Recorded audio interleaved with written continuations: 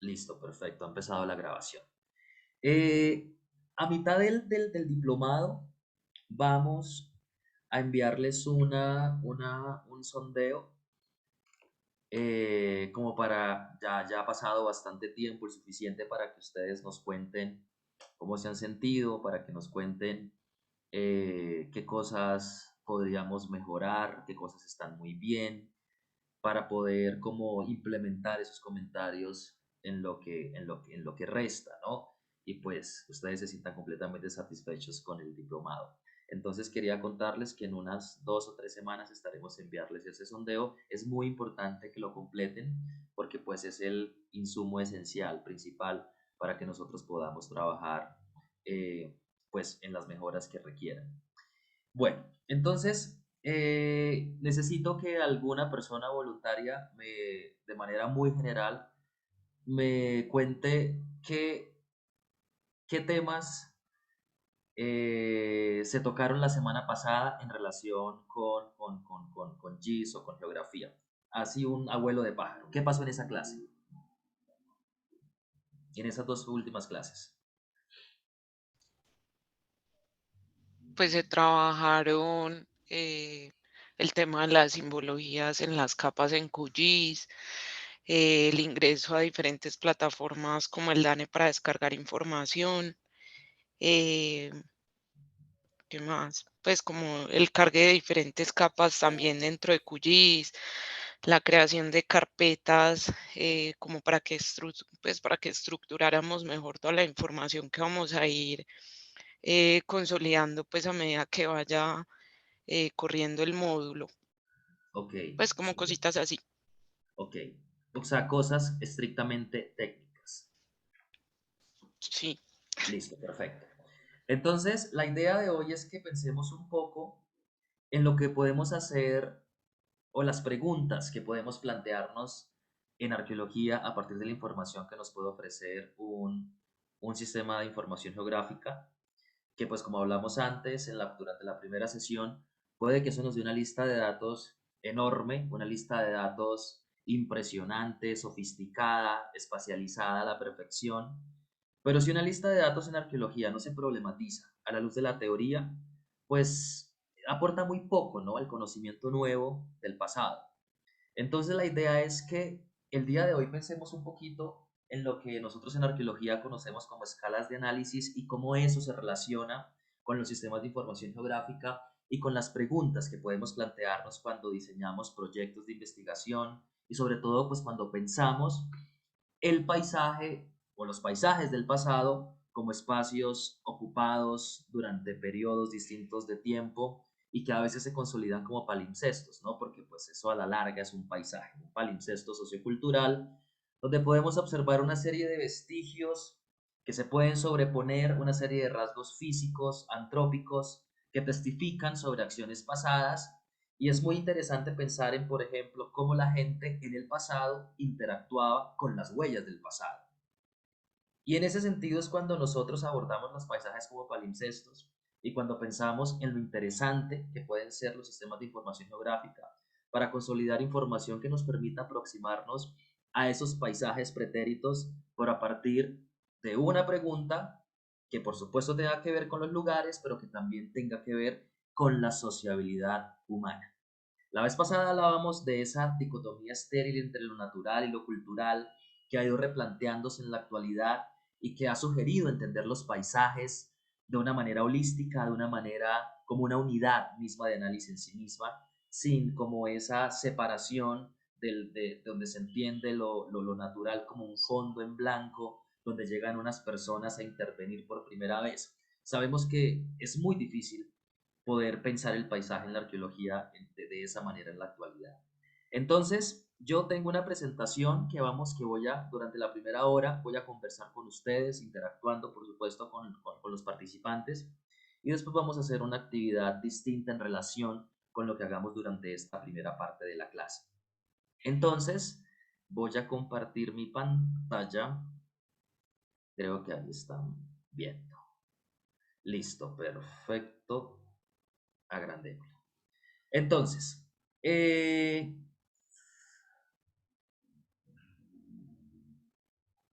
participantes. Listo. Juliana Arboleda está por ahí, ¿cierto? Juliana, ¿puedes hablar? Hola, hola, sí, señor. Juliana, ¿me ayudas a leer esta diapositiva? Vamos a retomar el tema del SIC y a ver cómo lo articulamos con preguntas arqueológicas, pues para darle un poco de sentido a esta actividad. Dale, Juliana. Okay. En la actualidad, los CIS se han convertido en una poderosa plataforma de gestión, análisis y simulación, donde las hipótesis y modelos particulares pueden ser probados una y otra vez, mediante el manejo de grandes cantidades de datos, permitiendo el desarrollo de teorías, de múltiples teorías e interpretaciones, así como la formulación de nuevas preguntas, mediante su aplicación a cualquier periodo histórico, desde la prehistoria hasta la época moderna, e incluso aplicados en análisis diacrónicos. Los DIC han servido para experimentar con hipótesis propuestas tanto desde el campo de la teorías procesuales, como de las postprocesuales, convirtiéndose de hecho en un lugar de encuentro de formulaciones complementarias o adversarias. Gracias, Juliana. Yo quisiera preguntarle, a ver, en mi lista, Fernando Ruiz, ¿estás, Fernando? Buenas noches.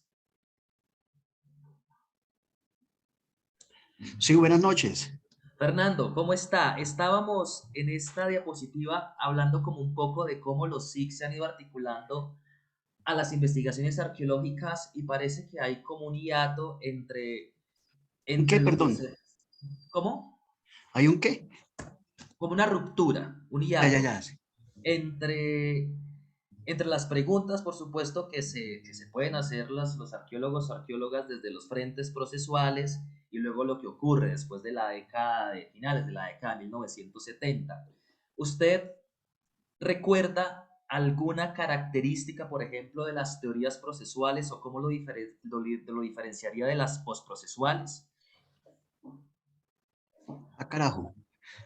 Si no Nosotros recuerda, somos, no importa. Buscamos a alguien que sí recuerde, pero si se le ocurre algo, cuéntenos. no, pues yo veo es una ruptura, digamos, entre el pasado, las prácticas pasadas, ¿sí? Y las modernas, ¿no? Donde ya echamos mano a una serie de herramientas tecnológicas y cosas así por el estilo para poder, digamos, formular eh, otras teorías e investigación en el campo de la arqueología, ¿sí? Antes, por ejemplo, digamos, se utilizaban, por decir algo, los dibujos a mano. Hoy en día, por ejemplo, hay herramientas, sí, que un simple celular le puede uno, eh, digamos así, reemplazar, ¿no? Ya, pues se me ocurre Sí, básicamente esto así, ¿no? pues eso en el Sí, campo y- de lo claro, lo técnico y lo metodológico, sí, en efecto. Pero en cuanto a lo conceptual, por ahí veo una mm, mano levantada, Carlos Andrés López, y si hay otras personas que quisieran aportar para que entre todos refresquemos cuál es esta gran ruptura, cuáles son esas insatisfacciones que generan el surgimiento de un conjunto de ideas nuevas que se enmarcan como postprocesuales, ¿no?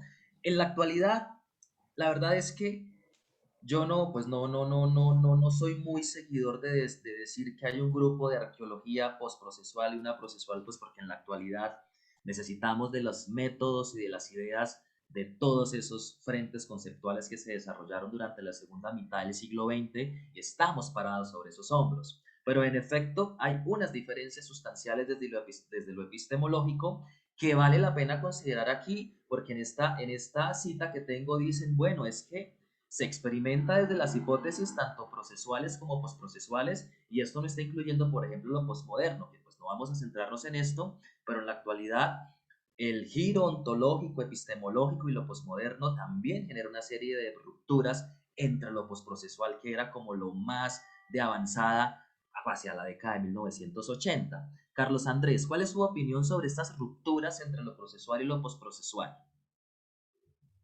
Sí, señor, pues básicamente lo que está diciendo en cuanto a una ruptura epistemológica tiene que ver con a qué se puede acceder, con base en qué medios y digamos a qué se puede acceder en cuanto al conocimiento de lo humano. Es decir, básicamente, por ejemplo, la arqueología postprocesual lo que concibe es la naturaleza humana y la realidad humana como eso, como un proceso. Por tanto, tiene que ver mucho también con esto de las arqueologías o las teorías antropológicas evolucionistas en las cuales se pueden establecer leyes o una Súper. trazabilidad del comportamiento humano. Y Eso la postprocesual, procesual. Exacto. ajá, la procesal. Sí. Y la postprocesal lo que lleva es que no necesariamente todos, primero que tiene que tener unas normas o un comportamiento lineal, ya sea multilineal o unilineal, básicamente, pero pues no debe haber una unilinealidad o una linealidad, digamos, perfecta. O sea, no hay un establecimiento de leyes, que es la característica principal de la antropología, de la arqueología procesual, que es pues, poder hacer leyes del comportamiento humano. La arqueología postprocesual pues dice que no necesariamente deben hacerse o pueden establecerse leyes. Y también a lo que me refiero es acceder a qué, porque en la arqueología postprocesual también lo que se tiene como meta a futuro es poder acceder a un conocimiento que va más allá de lo material, es decir, a la ideología, a todo lo que tiene que ver con las prácticas religiosas, más allá de lo material. Entonces, básicamente es con base en Bueno, qué se puede llegar, hasta qué se puede llegar, y el establecimiento no de leyes. Básicamente creo que es eso, no sé si se entendió sí, correctamente. sí, hay muchos elementos que caracterizan a cada una de esos dos frentes conceptuales. Me encanta pues que pone sobre la mesa la producción como de leyes, de generalizaciones, que pues bueno, son generalizaciones llenas de decepciones, ¿no? Entre otras cosas. Eh, y la incorporación o el rol destacado de la simbología, de la ideología, también es un aspecto fundamental. Y bueno, olvidó mencionar que en el procesualismo pues se adopta los grandes desarrollos estadísticos, ¿no? Que son esenciales. Entre más datos haya para procesar, para estudiar por medio de estas plataformas estadísticas de la década del 70, pues parece que es una arqueología más sólida, ¿no? Más positivista. Y por eso se ve como una nueva arqueología. Si ustedes recuerdan, la ruptura que surge entre el procesualismo y lo que había antes, que era este marco histórico-cultural difusionista, pues ni siquiera es una ruptura que se denomine de una manera sencilla o simple, se denominan ellos mismos como una nueva arqueología, pues como dando a entender, ahora sí estamos haciendo arqueología porque estamos siguiendo unos métodos absolutamente rigurosos y científicos positivistas que nos sitúan como una disciplina científica y no como una cosa distinta que pues parecía que se estaba haciendo antes de la década del 60 del siglo XX. Entonces estas rupturas conceptuales, por supuesto que surgen durante toda esa segunda mitad del siglo XX, desde lo procesual, lo postprocesual, y pues lo que hacemos en la actualidad, lo que nos preguntamos en la actualidad, pero por supuesto siempre sobre los hombros de estas ideas. Otro gran aporte de la arqueología procesual, por ejemplo, son los desarrollos etnoarqueológicos, que pues, aunque con todos los problemas y dificultades que surgieron por la aplicación de analogías, sí que es un gran aporte para la arqueología poder modelar el pasado a partir de la información etnográfica que se consolidaba por medio de la etnoarqueología. Así que en efecto, hay una ruptura y no quería dejar como esto ahí suelto de lo procesual, lo postprocesual. Y básicamente las rupturas surgen por el tipo de preguntas que se plantean entre un frente y entre el otro y por supuesto también a partir pues de las estrategias metodológicas. Entonces, ¿hay alguien más que quisiera aportar a esta diferencia o alguna opinión o algún complemento sobre lo que estamos hablando entre esta ruptura de estos dos frentes conceptuales tan importantes en la historia del pensamiento arqueológico?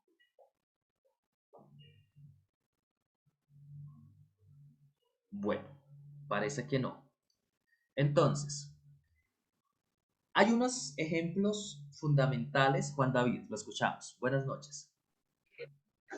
Buenas noches, ¿cómo se encuentran? Muy bien, gracias. ¿Usted? Bien, gracias. Bueno, no, pues creo que en últimas, ya que haces pues menciona a procesualismo y a postprocesualismo, creo que el postprocesualismo lo que hace es o sea, podríamos incluso hablar de unos macroconceptos que en estos momentos pues también podrían girar en torno a lo mismo y es, por ejemplo, modernidad y posmodernidad. Cierto, en últimas, el procesualismo trató de manejar de manera científica y rigurosa una mirada en arqueología muy científica pero el postprocesualismo de pronto va un poco más allá, ¿cierto? Y empieza a tomar otras variables que antes de pronto eran desconocidas o tal vez satanizadas, conceptos simbólicos, ¿cierto? Y otro tipo de aspectos que antes estaban casi que excluidas dentro de esa ciencia dura. Entonces, creo que ahora en estos momentos hay en juego muchas variables. Realmente, pues la verdad es muy relativa y se puede aportar desde muchos frentes, no solo desde la ciencia dura, desde el positivismo como tal. Gracias. Súper. Perfecto, muchas gracias, en efecto. Y sabe que resulta muy interesante que en los marcos postprocesuales se retoma algo que había sido esencial durante el marco histórico-cultural y es el particularismo, pero no un particularismo cualquiera, sino además uno histórico, ¿no? Donde la historia de los lugares, la historia de las sociedades con esos lugares es absolutamente esencial para poder comprender cómo operan internamente y cómo se relacionan además no solamente con el entorno local, sino también con todo lo que ocurre en el exterior. Esas particularidades, pues obviamente difieren de lo que mencionaba la primera persona que opinó sobre esa generación de leyes que debían cumplirse entre un grupo de cazadores-recolectores del Neolítico en el norte de Europa con uno aquí en la sabana de Bogotá durante el Eoceno temprano. Entonces, pienso que voy a cargar en la carpeta de las lecturas un artículo, un capítulo que resume muy bien, como en 3 páginas o 4 páginas, la historia del pensamiento arqueológico para que refresquemos un poco esas ideas y también para que las personas que no son profesionales en arqueología, porque hay varios en este diplomado, puedan acercarse un poco a cómo es que la arqueología ha producido teoría para explicar el pasado. Porque recuerden que antes de la primera mitad del siglo XX, es decir, hacia 1800, pues la arqueología básicamente se caracterizaba por el anticuarismo, ¿no? Ahí tienen ustedes esta fascinación por los objetos. Si pensamos en nuestra gran ícono Indiana Jones buscando el objeto por el objeto, destruyendo el contexto por completo, pues no estamos viendo una arqueología como la que se hace en la actualidad. Pero luego pensamos en lo que ocurre en el marco histórico-cultural, donde ya hay un conjunto de ideas para poder acercarse al pasado, y luego lo que ocurre con esta ruptura que les estoy diciendo entre lo histórico-cultural y la llamada nueva arqueología, y luego el postprocesualismo y lo que ocurre ahora con las teorías postmodernas. Así que yo pienso que simplificar el pensamiento arqueológico entre procesualismo y postprocesualismo, pues no se ajusta a lo que es en realidad la arqueología en la actualidad. No solamente porque no son los dos únicos frentes pues, que ha tenido la arqueología, sino porque en realidad en la actualidad nuestra disciplina necesita de los aportes conceptuales, metodológicos de todos esos desarrollos. Si en el marco histórico-cultural la fascinación era por clasificar y crear subgrupos, culturas, eso lo seguimos haciendo. ¿Qué hacemos después de un reconocimiento regional sistemático? Pues clasificar, analizar, contar y agrupar por grupos o subgrupos todos los materiales que estamos recuperando. Entonces, sí que estamos todavía implementando estas innovaciones científicas que se desarrollaron en el marco de la arqueología durante la primera mitad del siglo XX. Ahora, quiero ponerles un ejemplo para diferenciar un poco de lo que se hacía en la nueva arqueología y lo que se hacía después. ¿Alguien recuerda cómo eran entendidos los correlatos arqueológicos, uno de los correlatos arqueológicos más importantes o más interesantes para explorar la conducta humana? Los entierros funerarios, por ejemplo. ¿Alguien recuerda en el marco procesual cómo se interpretaban los contextos funerarios, para qué eran utilizados, qué tipo de preguntas respondían? ¿Por ahí alguna mano levantada? ¿Juan David la dejó levantada o quiere decir algo al respecto?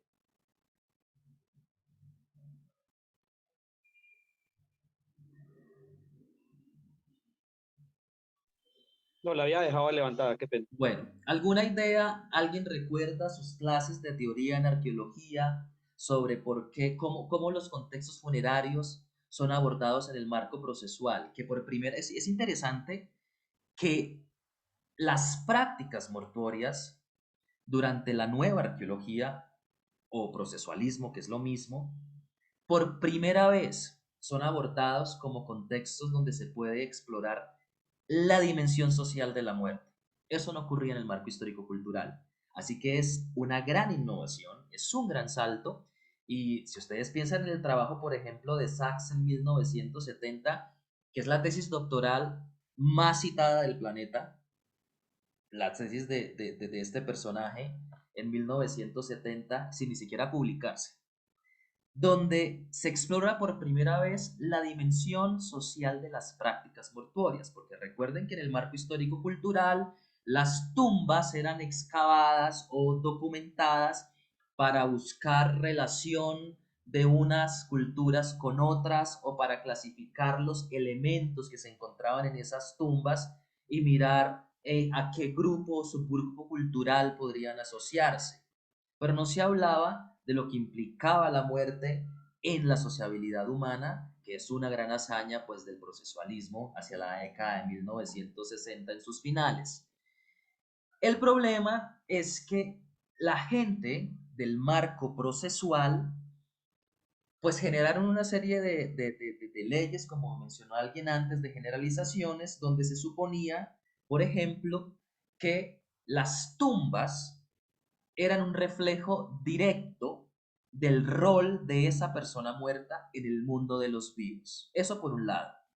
O sea que si una persona tenía una tumba demasiado suntuosa, importante, cara, con objetos sofisticados, demasiado elaborados o traídos de otras partes, esa tumba reflejaba que esa persona en vida debía ser alguien muy importante. O que si esa persona era enterrada, no sé, con puntas de flecha, entonces era un cazador. O que si esa persona era enterrada con ciertos elementos líticos, era porque tenía tal función en la sociedad. Así que las tumbas se entendían como un espejo, como un reflejo directo entre lo que esa persona hacía en vida y pues como era enterrado para el momento de la muerte. Adicionalmente, las tumbas eran utilizadas también para clasificar a las sociedades en un estado específico de la evolución humana. O sea que si hay tumbas complejas, son sociedades con altos grados de complejidad, pero que si son tumbas más discretas, más sencillas, entonces no están como tan avanzadas en esa línea lineal que ya había sido utilizada desde el marco histórico-cultural, ¿no? Entonces,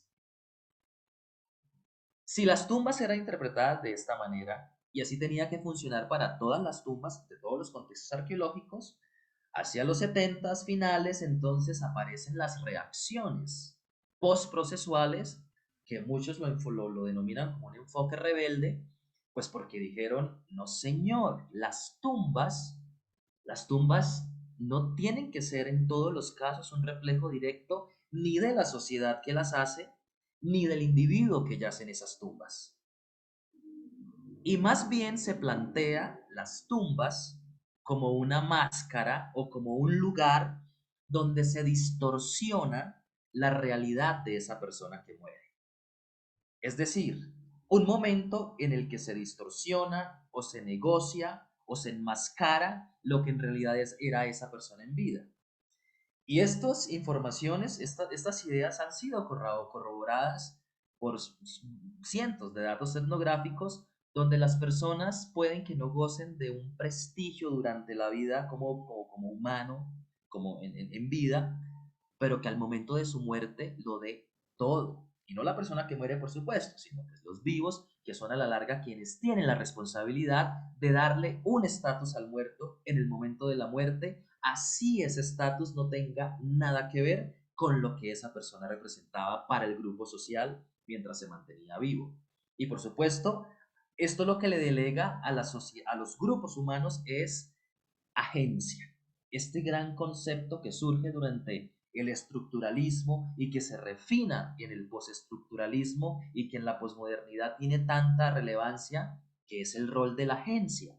Y no solamente la agencia del muerto, ni la agencia de los vivos, pues que hacen una serie de acciones por los muertos, sino la agencia de otros actantes que también se vinculan al momento del ritual de la muerte. Esto quiere decir que también entonces entra a jugar un rol fundamental, por supuesto, la ideología, la cosmología. Esto hace que las ideas sobre la muerte, por ejemplo, se replanteen en esos nuevos frentes postprocesuales. Estoy mencionando los contextos funerarios, pues porque son correlatos arqueológicos que han sido esenciales para el desarrollo de la arqueología, por supuesto, y porque pues es un ejemplo claro de qué tipo de rupturas hubo entre el procesualismo y el postprocesualismo. Me gustaría mucho seguir hablando de teoría porque es lo que más disfruto de la arqueología. La teoría es el andamiaje, el músculo de lo que hacemos nosotros como investigadores científicos. Una lista de datos sin ser problematizada a la luz de la teoría tiende a convertirse como algo estéril, algo que no produce más que información, es muy interesante, datos extensos, pero no produce conocimiento nuevo para poder entender a las sociedades humanas en el pasado, que es en últimas nuestro objetivo, nuestro interés. Entonces, vamos a pedirle a Gonzalo, está por acá, Gonzalo, tiene micrófono, que nos ayude a leer la siguiente diapositiva.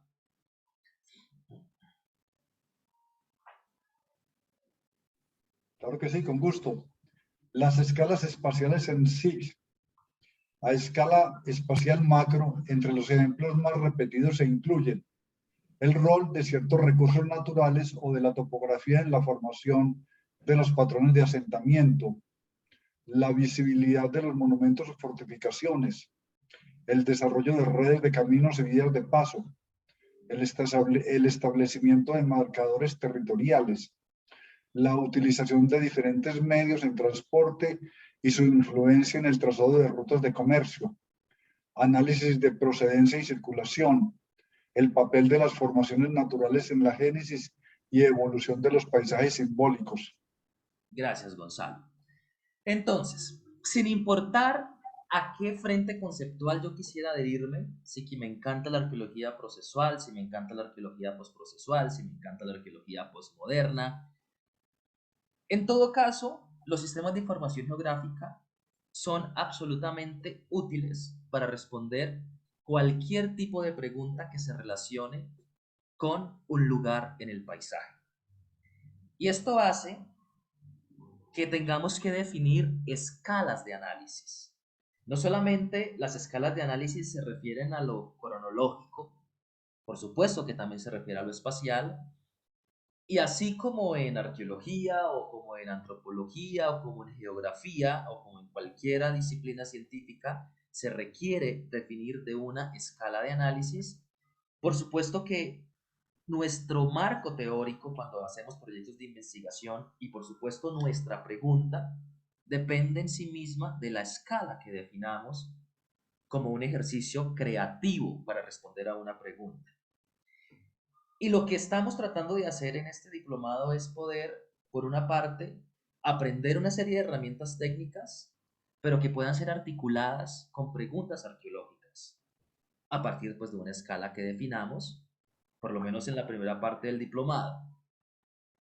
Entonces, como leía Gonzalo, a escala espacial macro, o lo que nosotros llamamos en arqueología a escala regional, los sistemas de información han sido utilizados intensivamente desde la primera década del 2000 para responder problemas asociados a lo que estoy mencionando en esta diapositiva.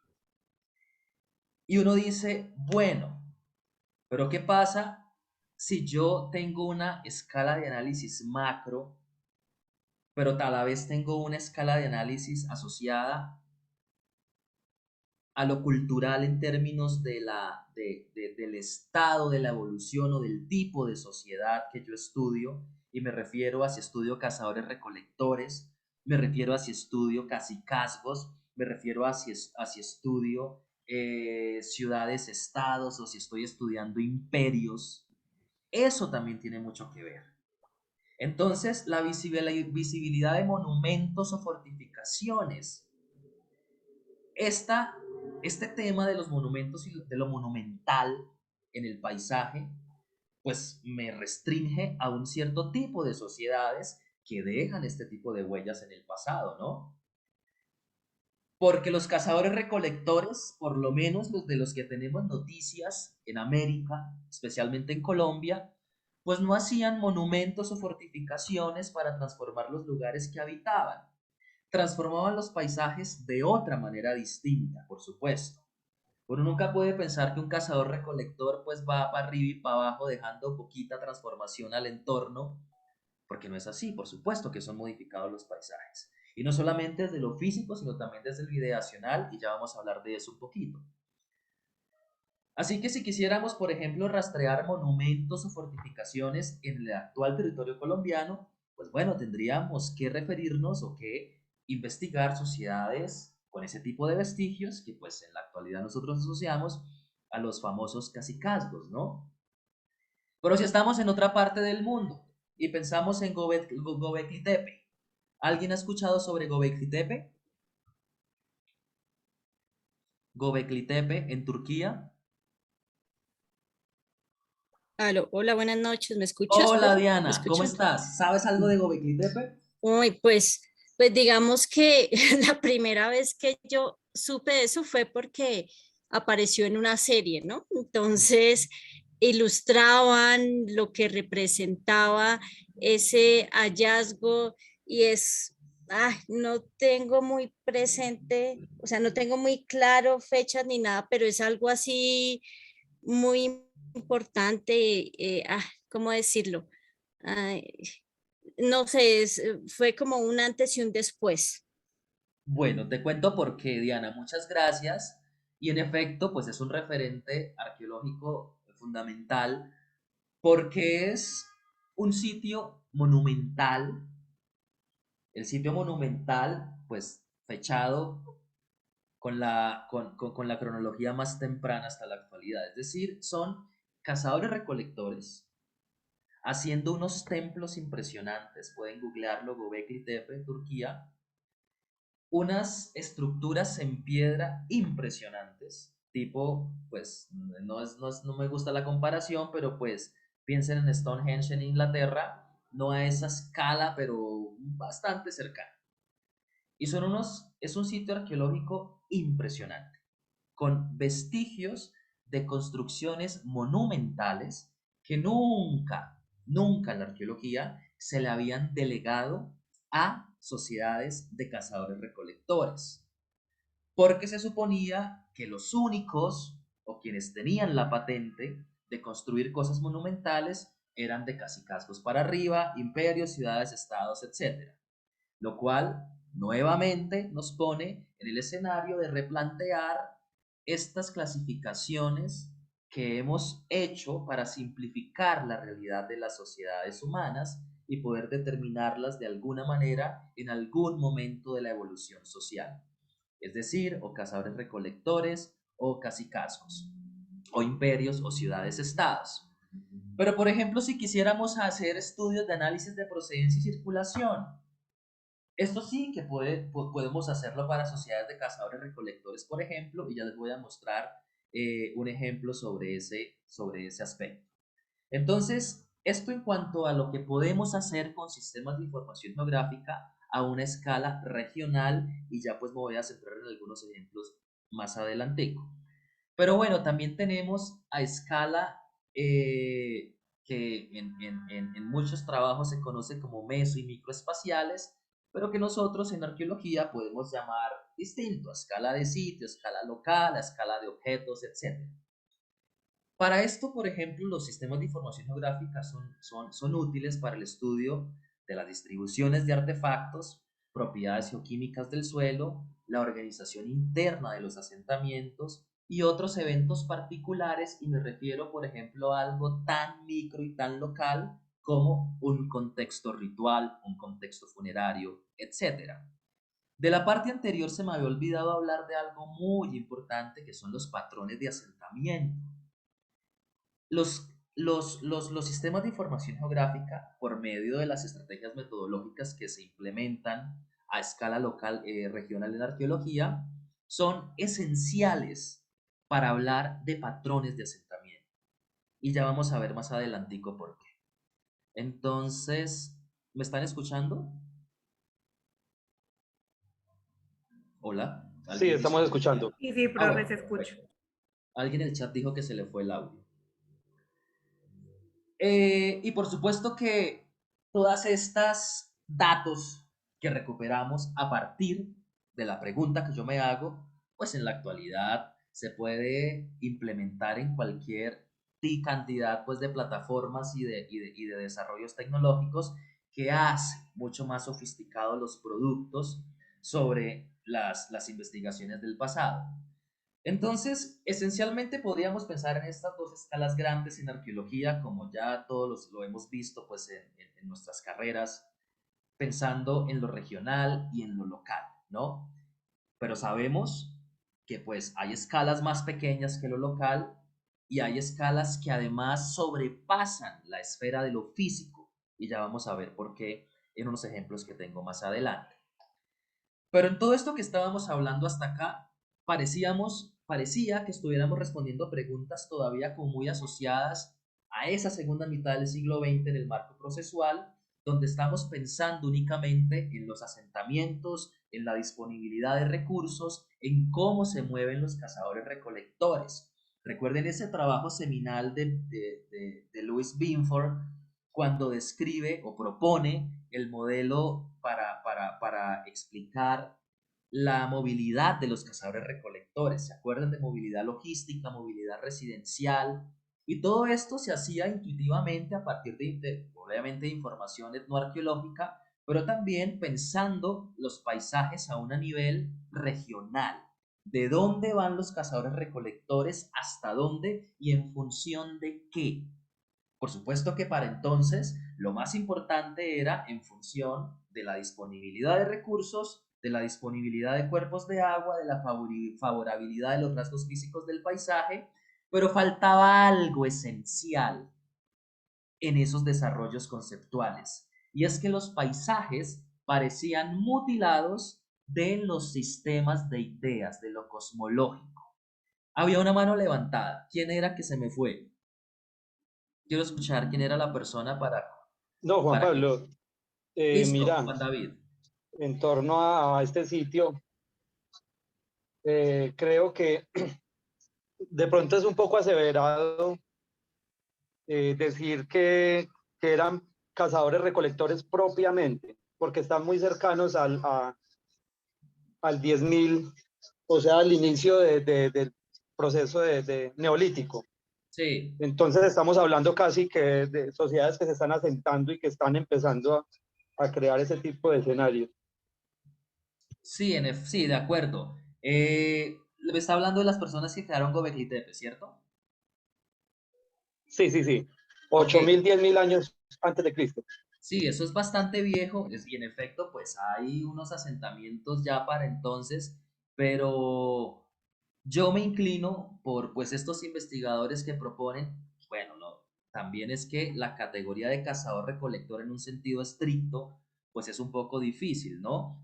Ustedes saben que hay cazadores-recolectores que tienen rasgos de sociedades sedentarios por el nivel bajísimo de movilidad que tienen. Sabemos que hay cazadores recolectores que domestican plantas y las cultivan a pequeña escala. Sabemos que hay cazadores recolectores que se interesan por producir cerámica. Aquí en Colombia tenemos un sitio fantástico sobre este tipo de cazadores recolectores que pues producen materiales de alfarería y eso no les impide pues que tengan altísimos grados de movilidad. Sabemos de cazadores recolectores que domestican animales y que tienen, de hecho, sabemos de cazadores recolectores que conviven con sociedades agroalfareras ahí al lado y no les interesa adoptar ninguna de esas prácticas culturales. Algunos sí, algunos no. Y eso, por supuesto, nos hace pensar en esas ideas donde necesariamente un cazador-recolector se tiene que volver agricultor porque alguien vino y le enseñó, porque lo forzó, porque lo vio y necesariamente tenía que ocurrir así. Y pues no es así. Tenemos noticias arqueológicas, etnoarqueológicas, de grupos de cazadores-recolectores que perfectamente conviven con otro tipo de sociedades sin necesidad de adoptar las mismas prácticas culturales. Pero el comentario era Juan David, ¿cierto? Me parece acertado y bien que lo pensemos así, porque pues esto también nos pone en esta idea de no simplificar de una manera tan rígida a las sociedades humanas, de que si es cazador-recolector, tiene que cumplir con un checklist. Entonces, cazador-recolector, checklist número 1, se mueve un montón. Checklist número 2, no produce cerámica. Checklist número 3, no depende de la agricultura. Y no es así, no es tan rígido. No es tan rígido. Entonces, estábamos hablando de las escalas de análisis a este nivel pequeño, que puede ser, pues en arqueología hablamos de lo regional y de lo local clásicamente, pero pues hay otras escalas que se están abordando en la actualidad, como un individuo en sí mismo, una urna funeraria en sí misma, un contexto funerario, un objeto en sí mismo, pues por supuesto que también es una escala de análisis. Pero hablaba de esto porque nos faltaba avanzar un poco en los desarrollos conceptuales para pensar los paisajes como algo distinto a un simple conjunto de lugares físicos que por sus atributos influyen en que los humanos se queden o no se queden en un lugar. Y lo que hemos visto en arqueología recientemente, y pues en etnoarqueología, en formación etnográfica y en antropología y en la geografía humana, es que hay otros motivos que promueven este tipo de decisiones. ¿Dónde me quedo? ¿A dónde me voy? ¿O por qué me quedo en un lugar? Las sociedades humanas no se quedan en los lugares únicamente por la comida o únicamente por el agua. Hay otros factores que influyen en estas tomas de decisiones. Y eso depende, por supuesto, en todos los casos, de la manera en que los grupos humanos coinciden los lugares, en cómo los humanos resignifican los lugares a partir de lo que hacen ahí. No es lo mismo convivir en un sitio donde están mis muertos a un sitio pues donde no están mis muertos. Sabemos en arqueología que la presencia de los muertos en casos arqueológicos generan una serie de nociones o de procesos socioculturales relacionados estrictamente con la memoria social, por ejemplo. Y cuando hablo de memoria, no solamente estoy hablando del recuerdo, sino también del olvido. Que los muertos también generan nociones de identidad, de territorialidad, de ancestralidad, y también pueden ser, por ejemplo, marcadores de territorio. Entonces a veces pensamos, no, es que la gente, los cazadores-recolectores o los cacicazgos únicamente tenían que buscar lugares donde estuviera la comida. Bueno, pero también era importante los lugares donde estaban los espíritus, bien sea para evitarlos o bien sea para ocuparlos. El lugar donde estaban los lugares sagrados, tales montañas, tales tipos de geoformas, tales características. Entonces lo que hacen las teorías postprocesuales es decir, un momento, pensemos los paisajes de una manera integrada, donde no solamente se tengan en cuenta los rasgos físicos y la disponibilidad de recursos, sino también otros aspectos. Porque es que hay grupos humanos que deciden irse de un lugar porque llegaron los espíritus en noviembre o en tal momento del año, o porque de repente cayó una maldición en tal momento del año, o porque de repente de tal parte del año a tal parte del año, esa parte del paisaje no pertenece a los humanos. Entonces los lugares se evitan, o los lugares se desean, se ocupan o se transforman únicamente a partir de las ideas que tienen los humanos sobre esos lugares. Bien sea porque necesitan comida o bien sea porque ese lugar no pertenece a los seres humanos, si hubiera una diferencia entre humanos y no humanos. Y ese tipo de aportes conceptuales nos han hecho repensar los paisajes de otras maneras. De bueno, está bien.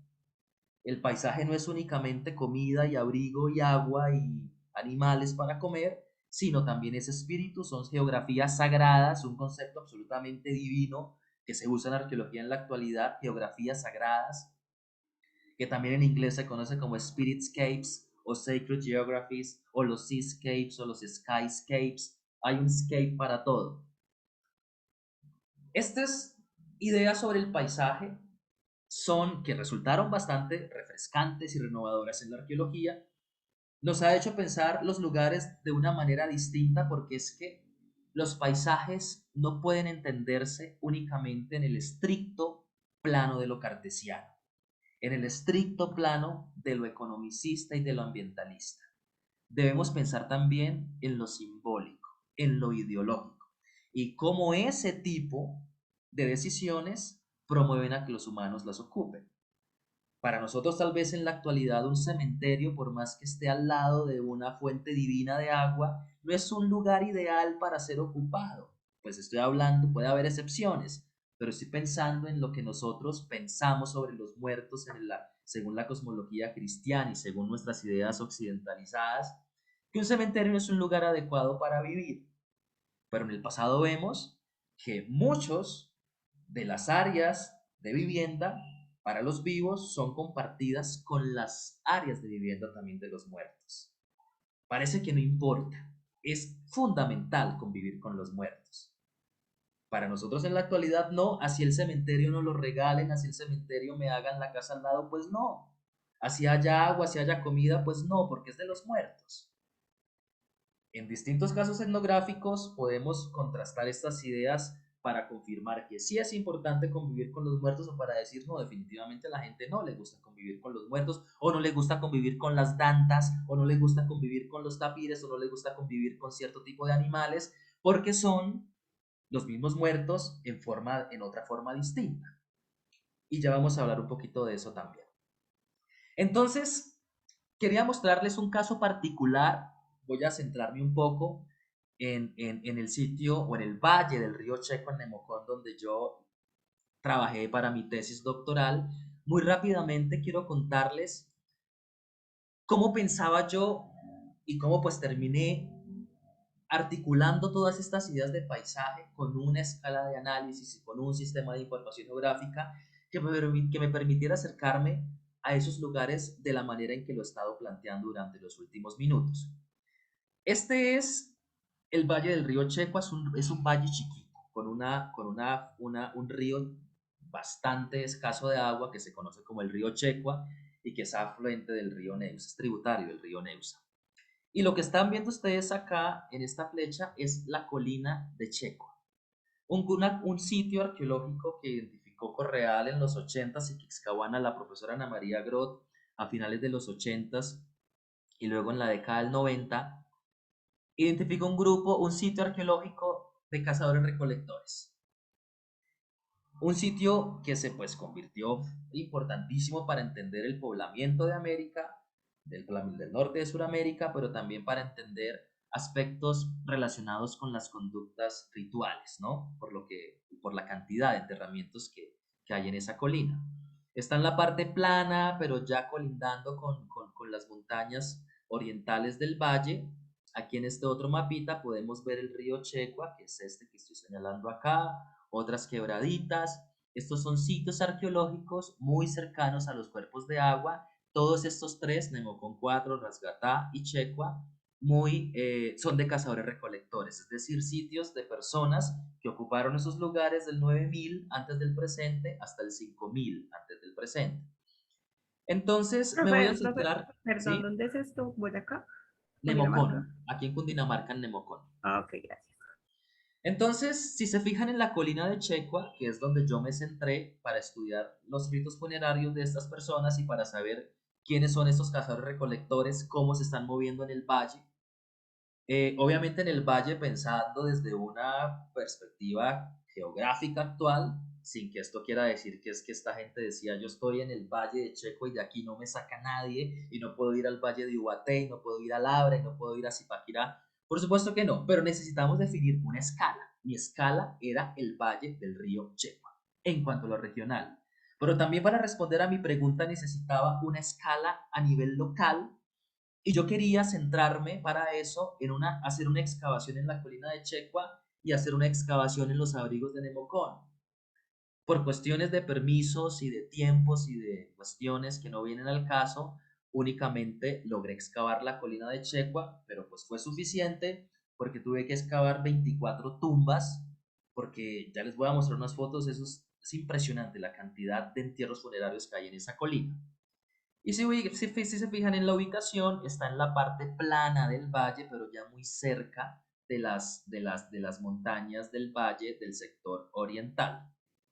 Y pues está a más o menos 1,5 kilómetros del cauce actual más cercano del río Checua. Pues porque ahorita está acá, pero ya ustedes saben que esos cauces varían a través del tiempo. Esta es una foto de un momento de la excavación para que ustedes vean pues cómo se veía inicialmente la excavación de la colina de Checua y para que miren que además de las tumbas de estos cazadores recolectores que están conmemorando la muerte en los mismos lugares donde viven los vivos, es decir, en las inmediaciones de las áreas domésticas. En la excavación de Checua yo identifiqué dónde está cocinando la gente, dónde están enterrando a los muertos, dónde están durmiendo, cómo están transformando el espacio a través del tiempo. La estratigrafía de la sabana de Bogotá para sitios arqueológicos no es nada profunda. Si ustedes han trabajado en la sabana de Bogotá, saben que estos sitios tienen por mucho 1,20, 1,40 de profundidad. Pero pues cronológicamente eso representa básicamente 5.000, 6.000 años cuando pues tratamos de asociar los periodos culturales con la secuencia estratigráfica. Y si se fijan, hay una cantidad de huellas de postes que nos están hablando de momentos distintos, de gente que hace casas, las readecúa, luego pone muertos y se van corriendo poco a poco.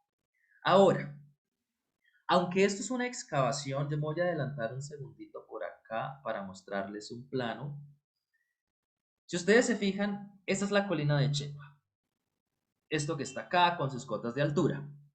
Vemos unos pozos de sondeo que yo hice para estimar el tamaño del sitio. Más adelante me detengo en esto. Pero quiero mostrar esta foto porque aquí ustedes ven todos los cortes o las excavaciones que se han hecho en esta colina. El corte 2 que lo hizo Ana María Groth en el 2000, el corte 1 que lo hizo en el 90 y 89 pero publicó en el 92, los cortes A y B que los hizo una misión italiana en asociación con la Nacional, con la profesora Ana María Groth. Y luego llegué yo aquí a hacer este corte chiquito, diminuto, pues en un proyecto que había diseñado la profesora Sonia Archila de la Universidad de los Andes. Hicimos este proyecto en el valle pues a nivel regional, pero yo necesitaba hacer una excavación acá para responder a las preguntas de mi tesis doctoral. Una excavación de 16 metros cuadrados, que luego se llegó a 20 por las ampliaciones.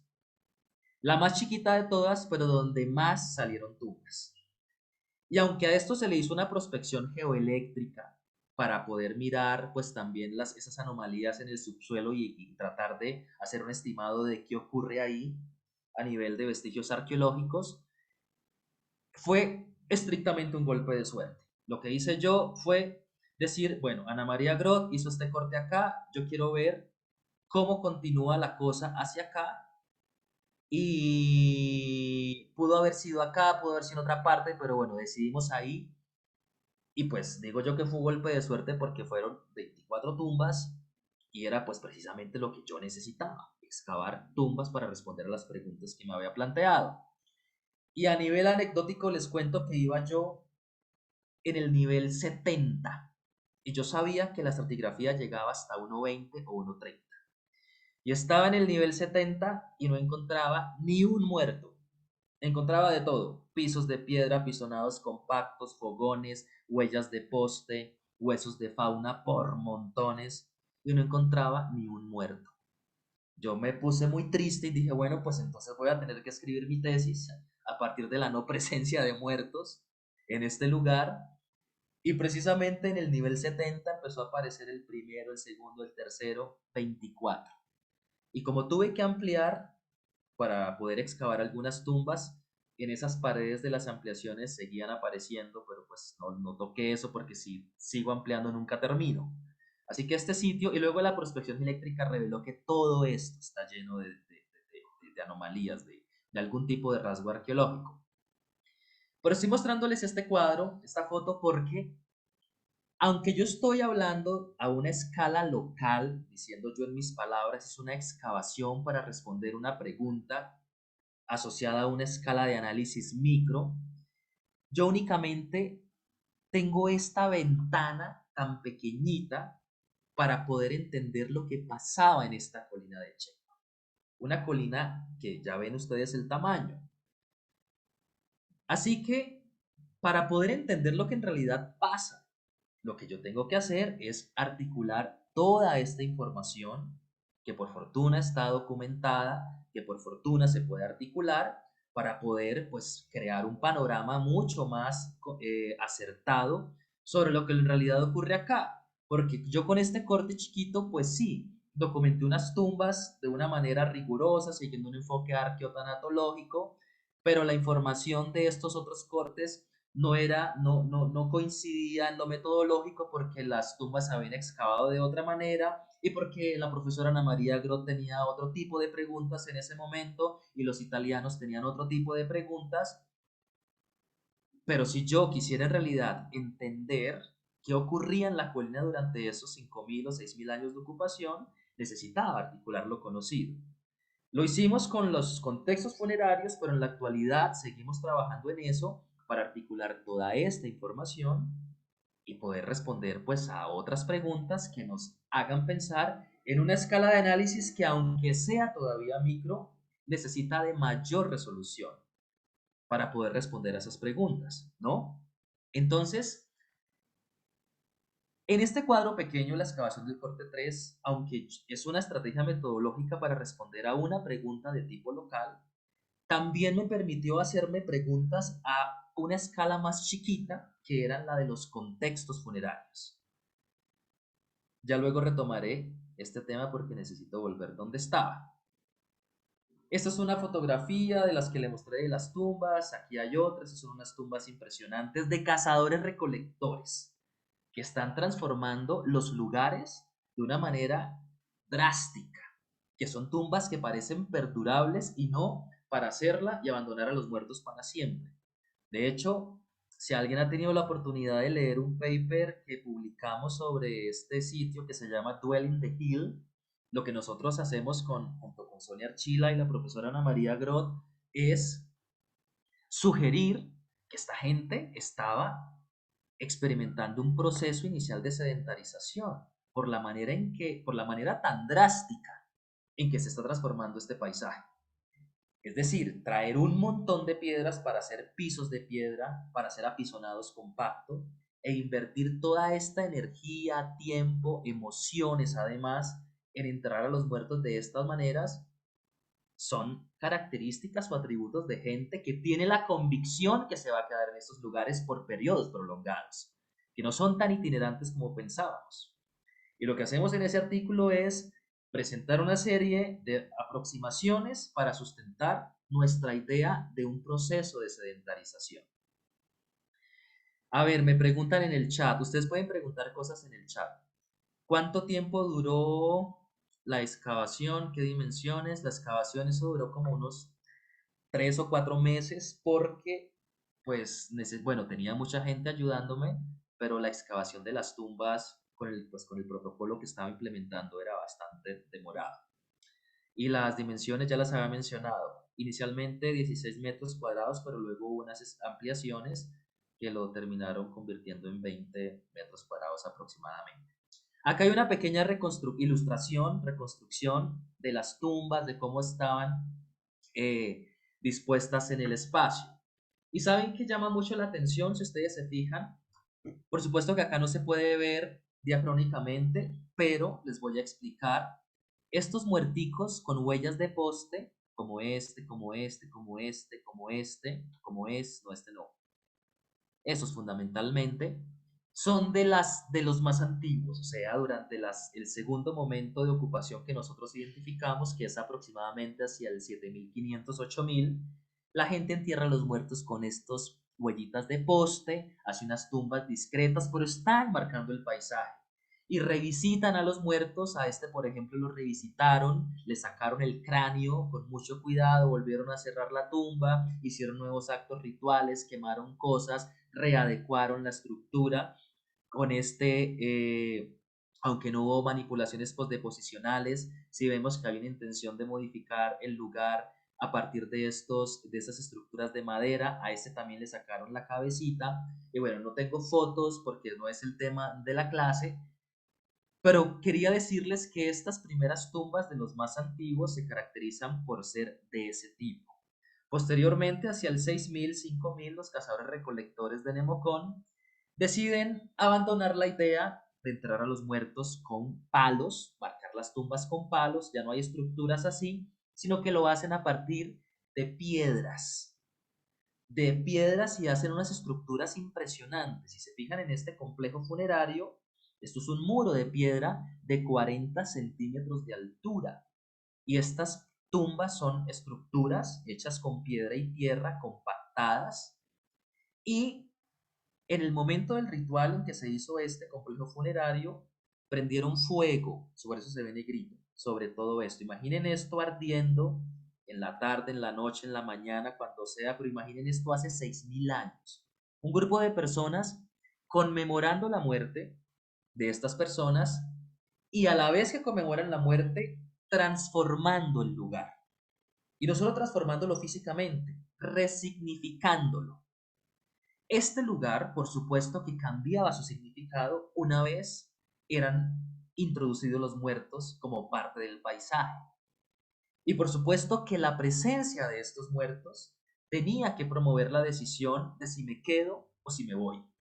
Y no únicamente ni la disponibilidad de curíes, ni la disponibilidad de venado, ni la disponibilidad de agua, sino este grupo, este conjunto de ideas también relacionada con los muertos, con lo que implica dejar a mis muertos en un lugar o seguir conviviendo con ellos. Y lo que es interesante, si ustedes se fijan, es que ninguna tumba daña a otra. Y aquí han ocurrido entre los más antiguos, que son del 8000, a los más tardíos, que son del 5000, pues han ocurrido más de 3000 años. Y cómo estas personas están informadas sobre dónde están sus muertos y cómo no dañar sus tumbas. Las tumbas, aunque aquí un pedacito se sobrepone con otra, no se dañaban las tumbas, no se disturbaban. Había una conciencia del espacio.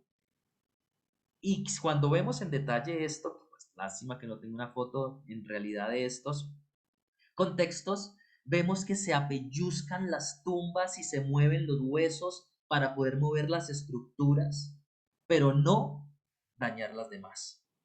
Hay una economía del paisaje, una economía del espacio en honor a los muertos. Una economía que por supuesto genera unos patrones de transformación de lo que son los lugares. Y estoy hablándoles de estas tumbas porque quiero que pensemos en algo absolutamente divino que pasa en la colina de Checua. Y es que la colina, como se ve aquí, pues es una geoforma bastante alargada. Y yo la dividí en sector sur y en sector norte porque aquí hay un leve declive. Por acá, eso es una carretera artificial, obviamente reciente, aprovechando el declive de la colina, pues es un declive natural. Pero a pesar del declive, yo interpreto esto como una unidad del paisaje física, o sea, una geoforma en sí. La colina es todo esto. Y lo que es relevante de esto es que los cazadores recolectores, desde el 9000 hasta el 5000, únicamente decidieron ocupar este pedazo, el más pequeño. El sector norte de la colina, a pesar de ser el más grande, y a pesar de tener las mismas características geomorfológicas, topológicas, todas, los cazadores recolectores decidieron quedarse únicamente aquí. Todo esto que les estoy mostrando, todo esto y todo lo que hizo la profesora, lo que he hecho yo, a ver si volvemos a esa foto, está aquí. Ese es el declive de la colina. Aquí esta parte donde está mi mouse. ¿Ustedes ven mi mouse?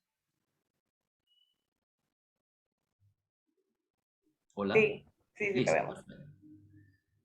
Este es el sector norte de la colina. Y claro, ¿cómo sabemos que allá no pasó nada, que no se hicieron nada? Porque pues acá también hice un montón de pozos de sondeo y no hay absolutamente nada. Entonces, si están ambas partes a la misma distancia del río, con las mismas características, ¿qué es lo que promueve a estos grupos de cazadores recolectores a no hacer nada ya? Tal vez diríamos, no, es que allá están tal vez sembrando las matas, tal vez allá están los curíes, están los venaditos encerrados. Bueno, muy bien. Pero ¿qué tal que allá sea un lugar prohibido? ¿Qué tal que allá estén los espíritus? ¿Qué tal que allá ocurran otro tipo de acciones a las que no les conviene ir a los vivos, a las que no les conviene, por las que no les conviene transformar ese lugar? Pues por supuesto que no tenemos evidencia de eso, pero lo interesante es que en las discusiones nosotros también articulemos este tipo de conceptos o de ideas conceptuales para explicar cómo se ocupan los lugares y qué es lo que promueve ese tipo de decisión. Para responderle a Fabio, ¿no se identificó tumbas debajo de las que están rodeadas por rocas? No, debajo de esas no había otras tumbas.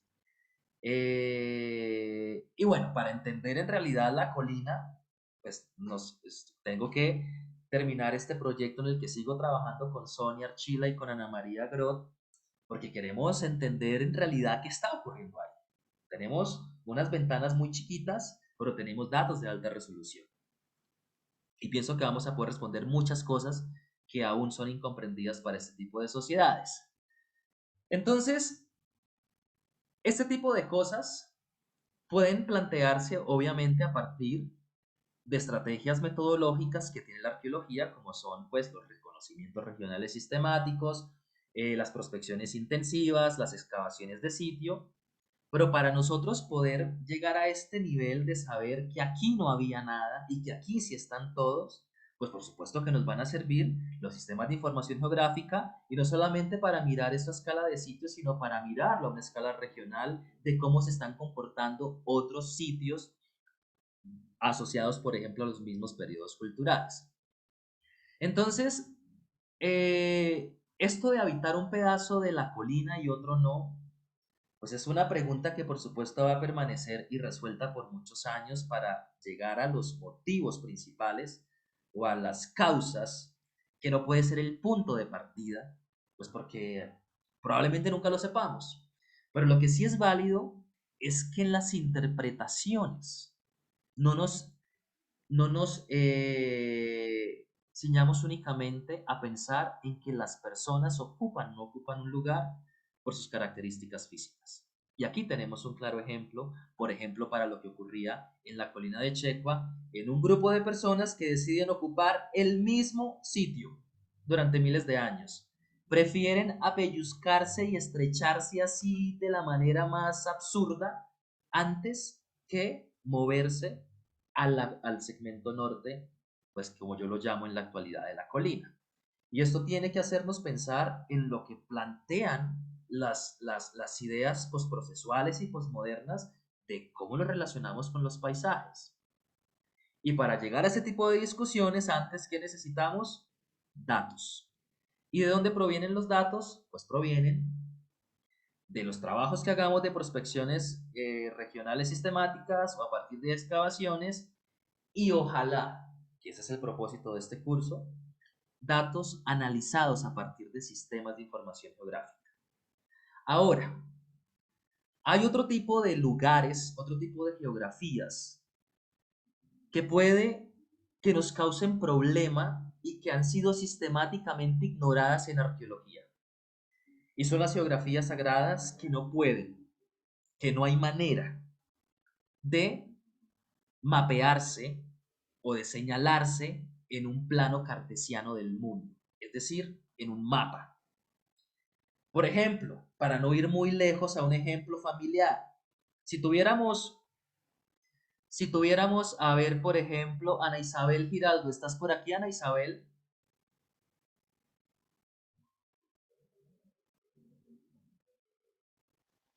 Sí, estoy. Hola Ana, ¿cómo estás? Muy bien, gracias. ¿Y usted? Una pregunta. Si tú quisieras, si tuvieras un mapa de Colombia y quisieras situar el infierno, ¿dónde lo situarías? Un mapa de Colombia y quisiera situar no, no.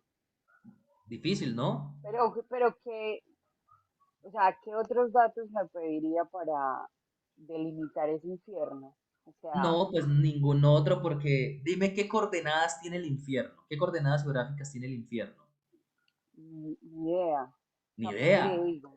No, no Si no podemos. tengo coordenadas, ¿cómo lo ubico? Exacto. Y me ha contado qué características tiene, o sea, en qué región lo puedo buscar, si tiene qué características. ¿Qué No, no estoy hay. buscando? Ese es el problema, que ¿Qué no hay. creencia me pide usted que busque o en qué creencia quiere usted que me base para buscar el infierno? Exacto, O sea, necesito como un contexto, necesito que usted me exacto. cuente Ese qué es el infierno punto. quiere que le busque. Ese es el punto.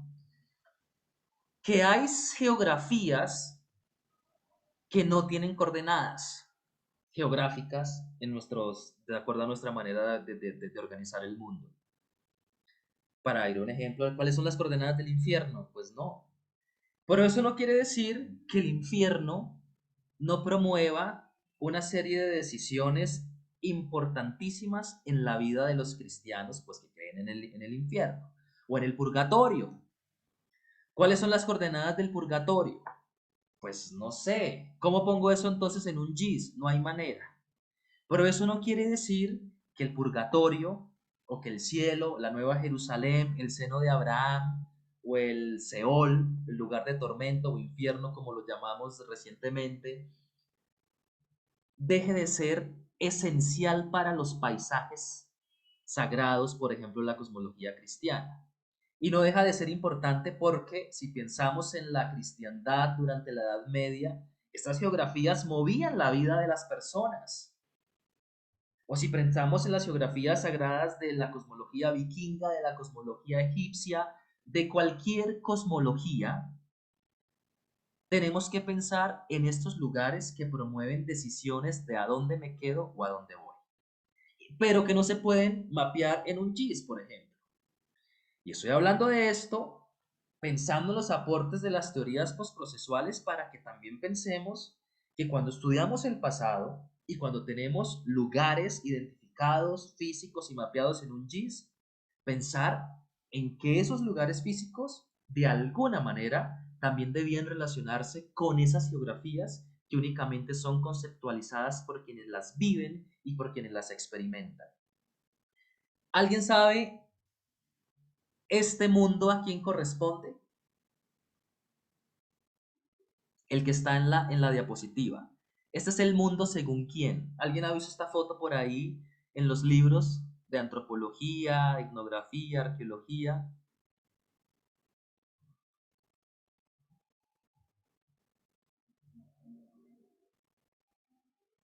Bueno, parece que no. Este es el mundo Nukak, según un Nukak y según pues lo relata Frankie Cabrera y Maecha, esa etnografía magnífica de 1995, donde un mismo Nukak dibuja el mundo como es concebido por este grupo humano. Y como ven, hay tres sitios, o el mundo está dividido en tres partes, Gea, Ye y Bak, y son geografías que son esenciales para la cosmología Nukak. El mundo de los Nukak no puede separarse de estos tres lugares, no hay manera. Quizá nosotros por nuestra manera de explicar los fenómenos físicos del mundo a partir de la ciencia, de un método científico, todo lo tenemos muy clasificado, muy separado, lo humano de lo no humano, lo sagrado de lo no sagrado, pero para muchas sociedades ustedes saben que aquí hay una gran cantidad de antropólogos y antropólogas que nos formamos con este tipo de conocimiento de entender cómo las cosmologías de los pueblos definen la manera en que se relacionan con los lugares y la manera en que se vive el proceso social de la vida. Para un Nukak, el Heal y el Bak es el mundo. Y traigo esto aquí porque cuando una persona, Nukak, muere, de su espíritu, de su cuerpo, perdón, se desprenden tres espíritus. Uno va a Gea, Uno se queda en Y y otro se queda en Bac. Y otro se va a Bac, que es el mundo de abajo. Los que se quedan en el mundo del medio Y son espíritus peligrosos. Se ven como, por ejemplo, ellos dicen como como unos monos peludos, y estos animales se evitan. De hecho, si ellos ven a un animal comiendo en un lugar donde hay una mata parecida a la yuca, no recuerdo en esos momentos el nombre, y solamente hay una de esa mata y no varias, es un espíritu de los muertos comiendo. Estos espíritus del medio, uno de los espíritus del muerto que se queda en el medio, puede enfermar a la gente. Se evitan. De hecho, se han fijado que los Nukak tienen la cabeza rapada completamente. Se la rapan o se la rapaban porque estos espíritus tendían a tirarles el pelo cuando estaban en medio de su entorno, la selva. Entonces mire lo que hace alguien que no puede identificar a un arqueólogo en el pasado, en un lugar que no se puede mapear en el GIS, pero que determina cómo se ve un Nukak rapado. El otro espíritu bajea, donde hace cosas buenas, donde hay un mundo idealizado, con casas lindas, y otros se van abajo, donde se pueden casar, los muertos se pueden volver a casar, y toman forma, van a la casa de la danta, y cuando ven una danta por ahí en el mundo del medio es porque hay por ahí un muerto del mundo de abajo que subió al mundo de medio a buscar comida. Y esto hace, por ejemplo, que haya unas prohibiciones alimenticias, que no se coman esos animales porque es comerse a los muertos y porque viven back. Miren todo lo que determinan las geografías sagradas que no se pueden mapear en un GIS, pero que promueven el aspecto de una persona, pero que promueven las prohibiciones alimenticias de un grupo entero y que promueve además a dónde me quedo y a dónde me voy. Cuando una persona muere en el mundo Nukak, ese lugar se quema y se abandona, se van a uno a otra parte.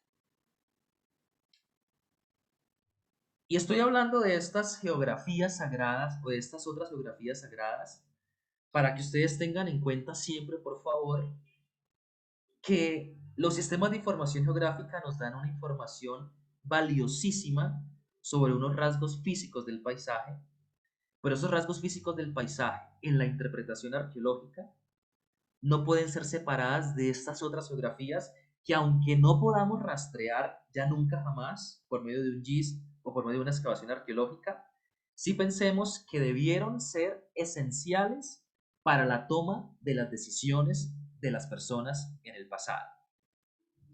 Ahora, quería hablar de estas cosas para poder llegar a lo metodológico y de qué es lo que podemos hacer con toda esta carreta arqueológica teórica que he mencionado para poderla aterrizar en estas dos escalas que hemos hablado, de lo regional y lo de lo local.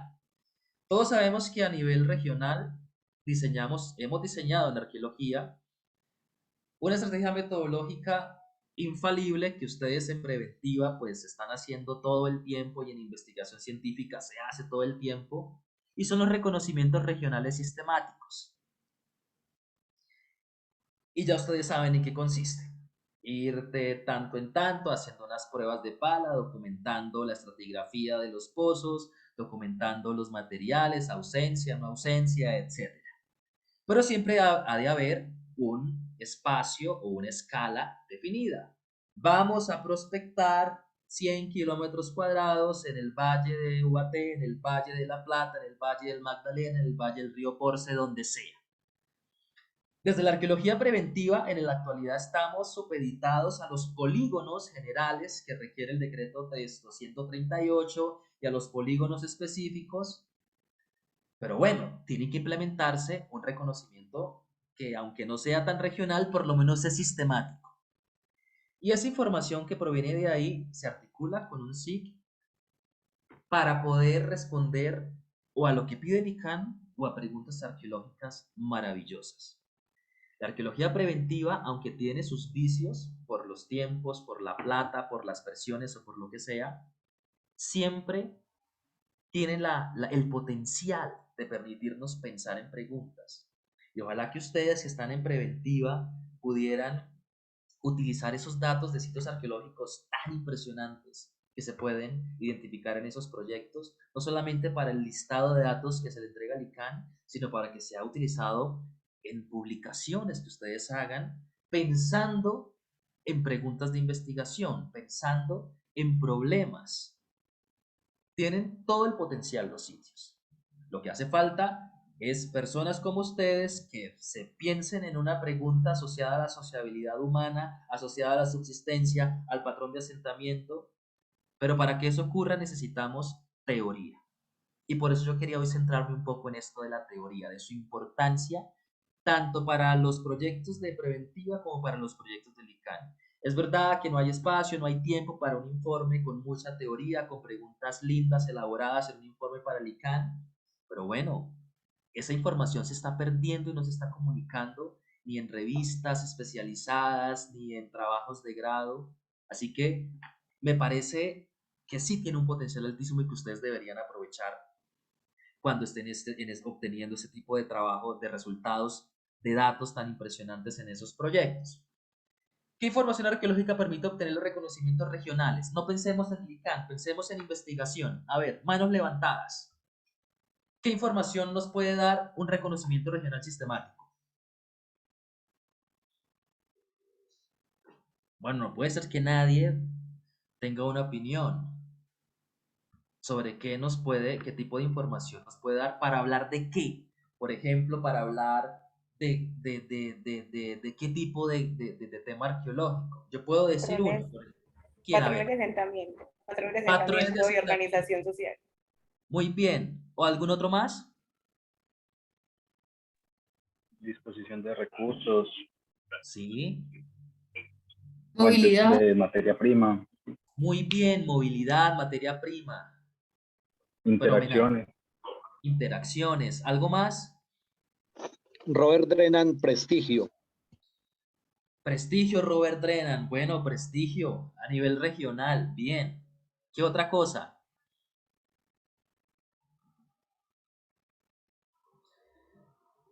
Listo. Podemos, de esas que mencionamos, obviamente hay muchas más, pero bueno, son como las generales de lo que podemos hacer a nivel regional. Y me gusta centrarme, por ejemplo, en la procedencia, porque es un tema pues bastante interesante que tomó mucha fuerza después del 2000, a partir de los sistemas de información geográfica y a partir pues de las técnicas para estudiar composiciones mineralógicas, hacer secciones del gas y comparar materiales para entender la procedencia. Entonces, por ejemplo, voy a tomar este caso del Valle del Río Checua, donde estuve trabajando, y resulta que los cazadores recolectores de la sabana de Bogotá, o del altiplano cundiboyacense, tienen una particularidad en común, y esto ha sido documentado en todos los sitios de cazadores recolectores, desde el 7000 antes del presente. Y es que transforman los lugares de habitación con profusos pisos de piedra.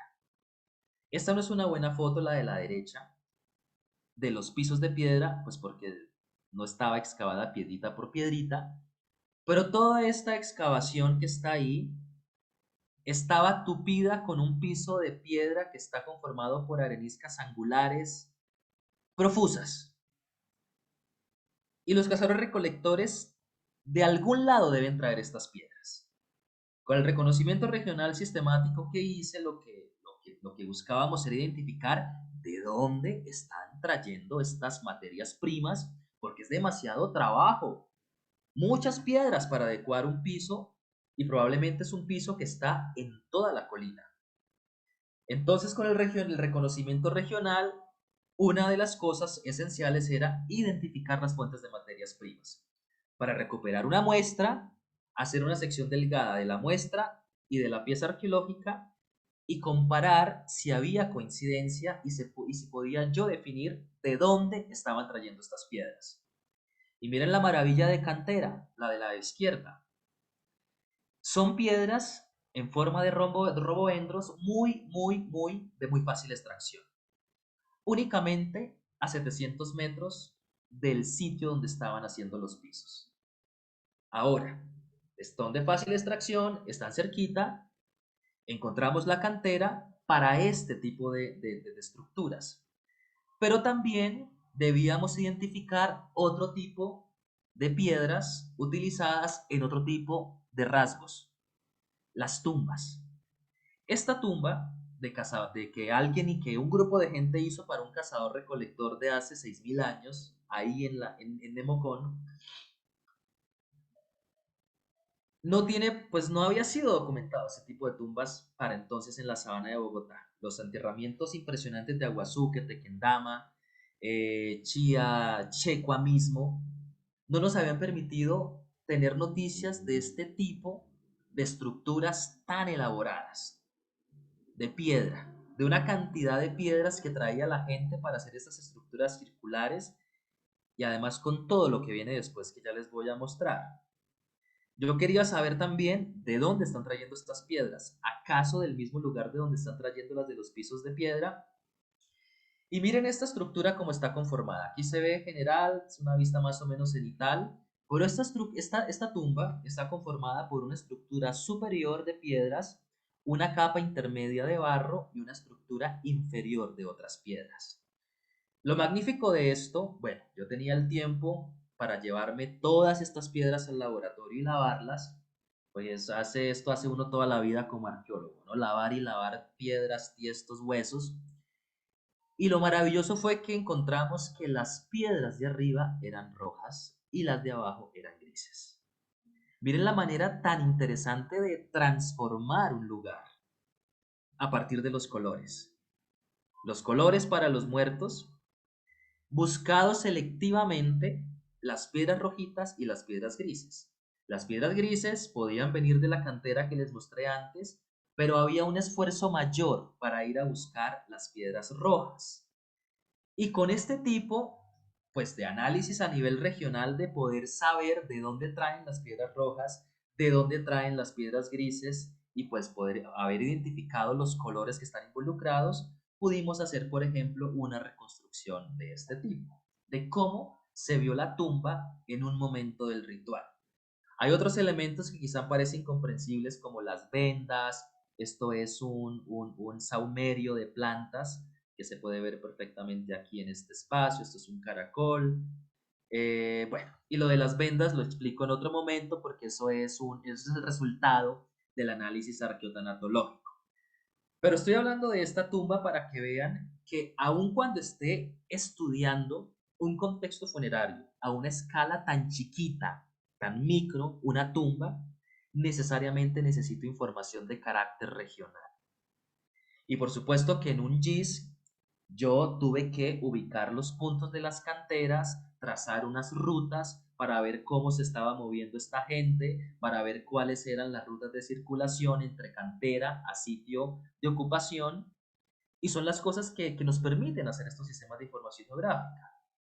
Pero estoy mostrando este ejemplo para que vean que aun cuando mi escala es tan chiquita, el de una tumba, necesito los datos de la escala regional para poder responder a un tipo de preguntas mucho más amplia, por ejemplo. Y cuando pensamos en escalas local o de sitio en arqueología, pues podemos pensar en excavaciones arqueológicas como mostré, las prospecciones intensivas como está aquí en esta fotografía. A ver mi mouse. Vemos unas excavaciones que ya mostré y vemos estas prospecciones intensivas que me sirven para estimar el tamaño del sitio. Y por supuesto que cuando los verdes son positivos y los que no tienen colorcitos son negativos. Y por supuesto que si encontrábamos un rasgo o alguna huella arqueológica, pues el hueco se tapa. Y todos estos puntos verdes corresponden al piso de piedra que está extendido en toda esta parte de la colina. Pero para llegar a esta escala, como dije antes, idealmente necesito datos también de lo regional. Y es lo que el GIS nos puede ofrecer. Pero ¿qué tipo de preguntas nos permite responder una excavación arqueológica? Ya hablamos de que lo regional nos permite hablar de patrones de asentamiento, de movilidad, de recursos. ¿Y qué hay de una escala local? ¿A qué tipo de preguntas podríamos responder? A ver, manos levantadas. Por ahí decían complejidad social, eso es del paisaje. Pero a escala local, uno hace una excavación para preguntarse, por ejemplo, ¿qué? Que por supuesto, una excavación se hace a partir, pues en la mayoría de los casos, a partir de los resultados de una prospección intensiva o sistemática. Si uno va a excavar un sitio, uno debe saber por qué voy a excavar ahí, porque hay mayor concentraciones de materiales, porque está más cerca de algo, pero eso es en cuanto a lo metodológico. Y en cuanto a lo conceptual, ¿qué tipo de preguntas me puedo hacer si necesito hacer una excavación? O volteo la pregunta. Si voy a hacer una excavación, ¿a qué tipo de preguntas estoy pensando en responder? A ver, quiero escucharlos. Distribución del espacio, pues no, sería un corte chiquito, pero pues digamos que en una terraza se podría ver de alguna manera. Uso y distribución del espacio, maravilloso. ¿Qué otra cosa podemos preguntarnos a escala local si queremos hacer una excavación arqueológica? Análisis de suelos, ácidos grasos, polen. ¿Cómo? Análisis de suelos, ácidos grasos, polen. Pero eso es metodológico.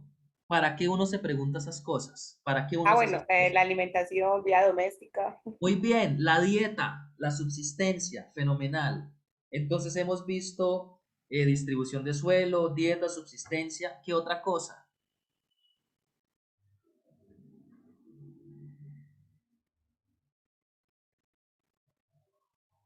Bueno, áreas de actividad, prácticas funerarias. ¿Qué otra cosa podríamos preguntarnos a partir de una escala local? Pues bueno, eso hará parte del ejercicio del que ya estamos súper cortos de tiempo. Finalmente, cuando uno estudia los paisajes del pasado, y esto lo metí aquí como de colado, pero sí es muy importante que uno a veces, pensar que uno a veces en arqueología interpreta el pasado, los vestigios, sin ni siquiera preguntarse de, bueno, en realidad este paisaje en el pasado se veía como se ve en la actualidad. ¿Tiene acaso la misma vegetación?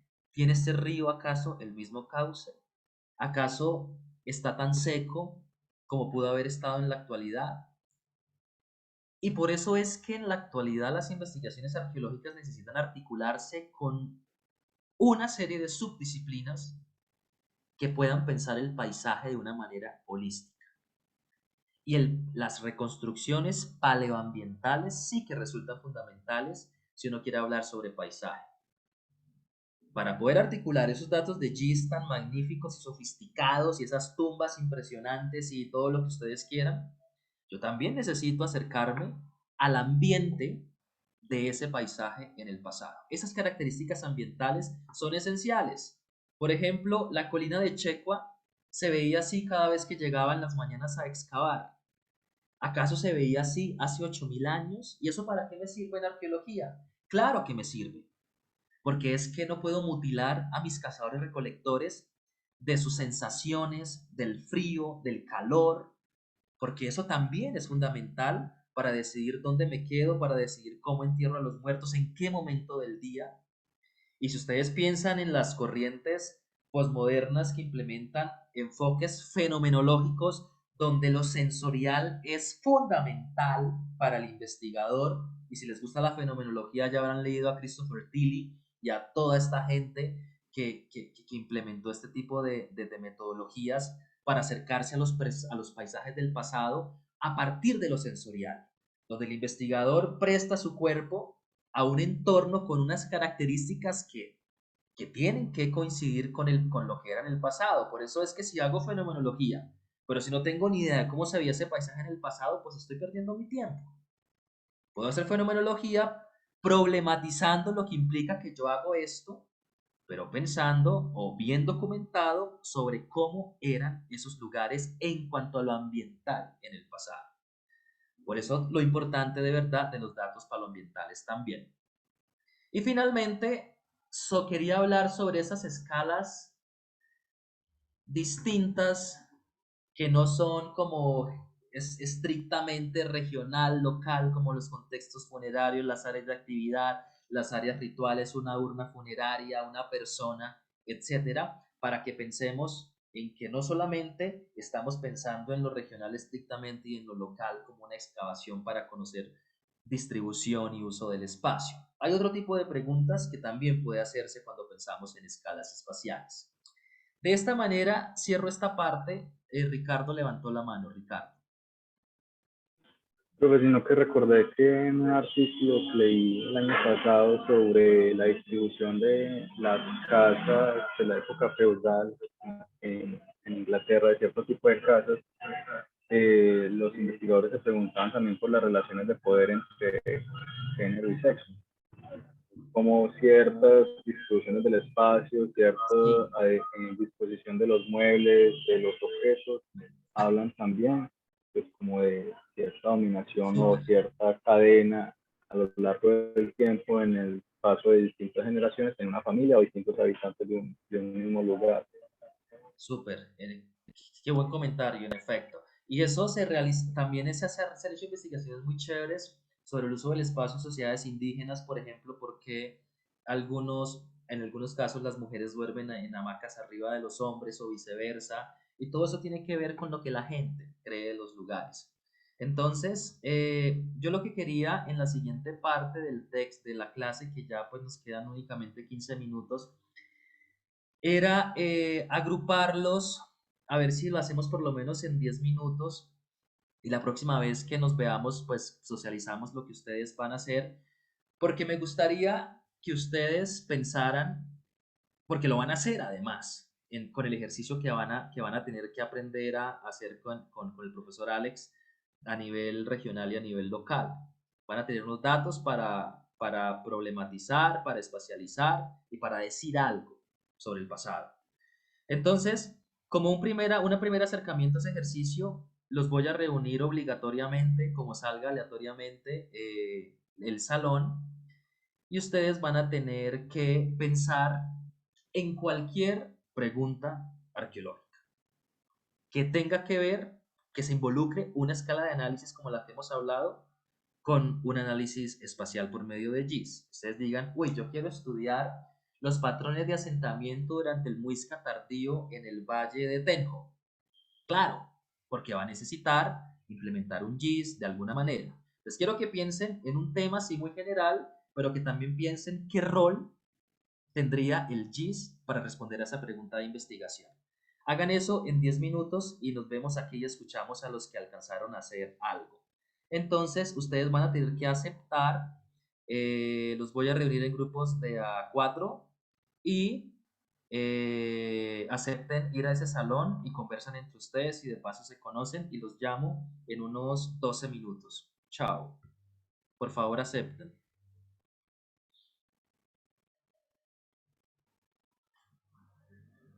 Ay, creo que me quedó mal. No me quedó mal, me quedó mal. Cerrar todas las salas.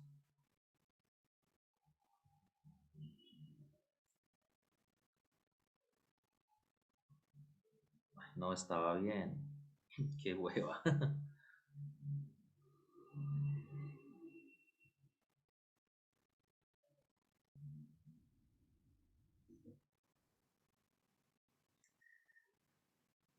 Ahí están volviendo.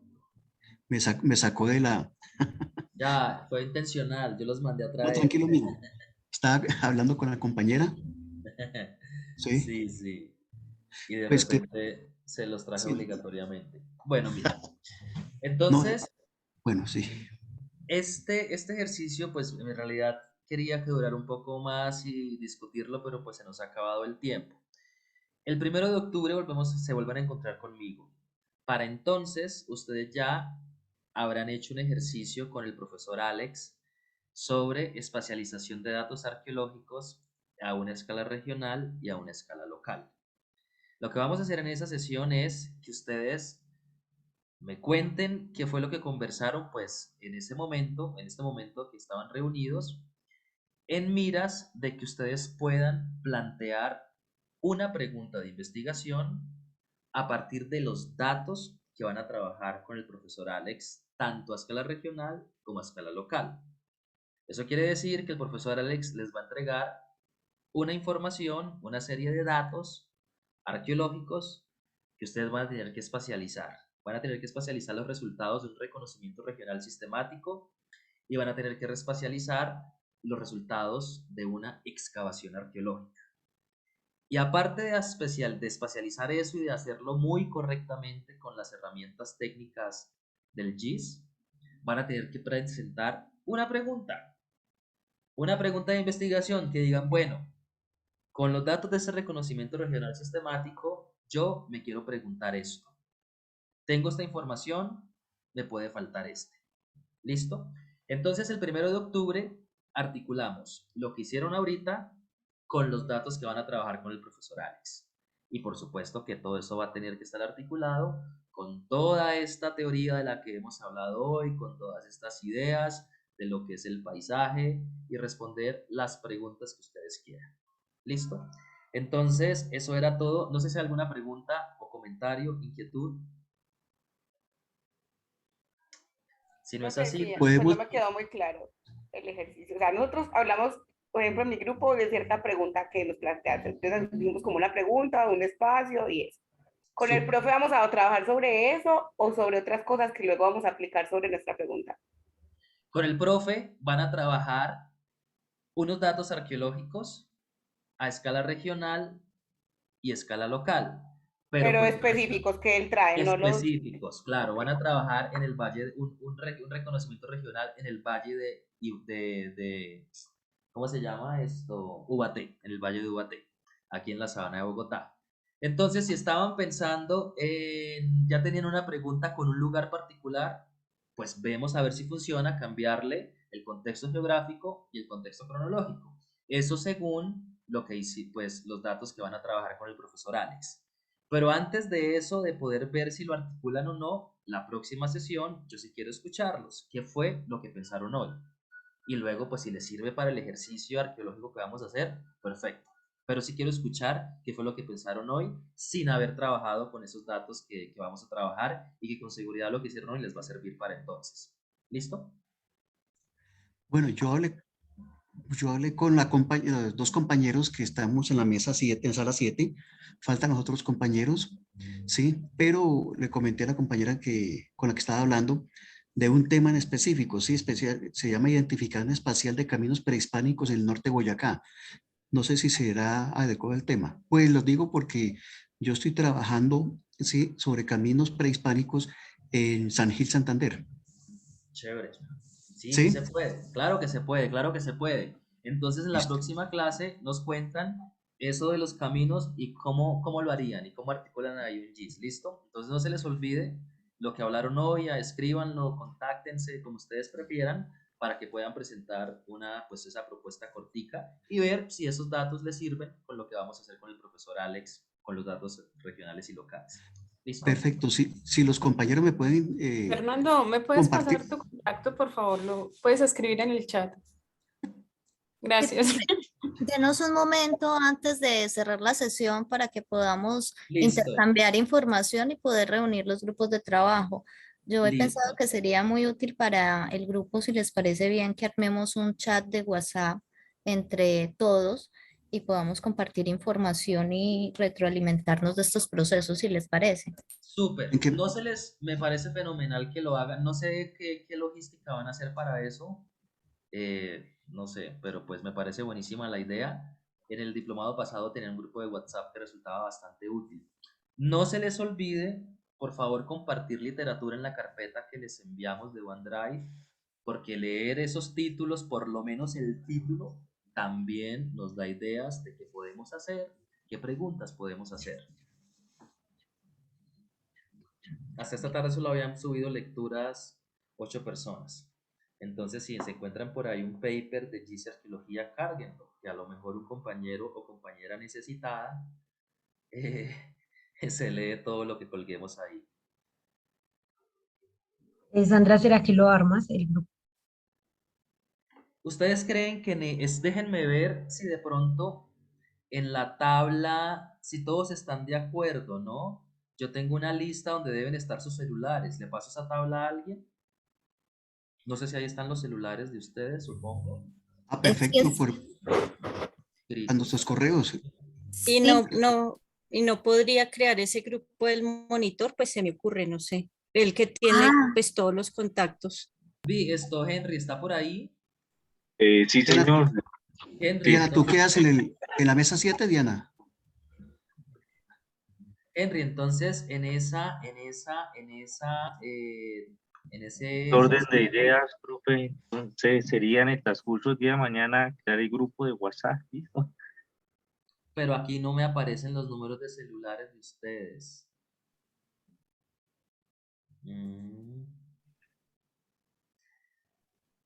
¿Y qué tal si en un Google Forms o algo para que todos pongan el número y no hay en el chat? Solo tengo correos electrónicos. La universidad no me da la información, los números de celulares, lo siento. Solamente correos electrónicos. Veo acá nada más. Yo podría crear un formulario de Google Form y enviarlos a los correos para agrupar todos los números de celular. Y cuando los tenga, pues creo el grupo en WhatsApp. Perfecto, Henry. Si nos pudieras colaborar con esa gestión, sería muy útil para el desarrollo del diplomado. Ese enlace que puso Andrea Briseño, ¿qué es? Asistencia. Es el enlace de la asistencia que la estaban pidiendo. Ah, ok, listo. Entonces, Henry se encarga de enviarles el Google Forms y ustedes ahí escriban sus números de celulares y entonces ya tendrían ahí la información para crear el grupo. ¿Listo? Mañana entonces tendrán clase de QGIS, no sé, con el profesor Alex, creo que sí. Aprendan mucho para que le queden muy lindos estos proyectos.